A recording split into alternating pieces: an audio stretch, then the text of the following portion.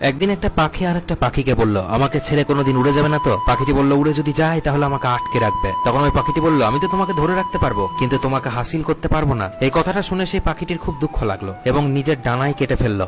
ডানা কাটার পরে বলল, এবার আমরা সারাটা জীবন এক থাকবো। হঠাৎ করে একদিন ভয়ঙ্কর ঝড় এলো। তখন সেই পাখিটি উঠতে লাগলো যার ডানা কাটা ছিল না, আর যার কাটা ডানা ছিল সে বলল, তুমি চলে যাও, আমি এখানে ডানা কাটা অবস্থাতেই থাকবো, কারণ আমি উঠতে পারবো না। তখন সেই পাখিটি বলল, হ্যাঁ তুমি ওখানেই থাকো, নিজের খেয়াল রেখো। যখন উড়ে কিছুক্ষণ পরে আবার ঘুরে আসলো, তখন দেখলো সেই ডানা কাটা পাখিটি মরে ওখানেই পড়ে আছে এবং গাছে লেখা আছে যে ও আমাকে একবারও যদি বলতো যে আমি তোমাকে ছেড়ে কোনোদিনও যাব না, তাহলে হয়তো আমি ঝড় থামার পরেও বেঁচে থাকতাম। তো বন্ধু, এখান থেকে একটা শিক্ষা পাওয়া যায় যে এখনকার সম্পর্কগুলো এরকম, একজনা মন প্রাণ দিয়ে ভালোবাসে আর একজনা ভালোবাসার নাটক করে যায়। তাই সম্পর্ক জেনে বুঝে রাখবেন।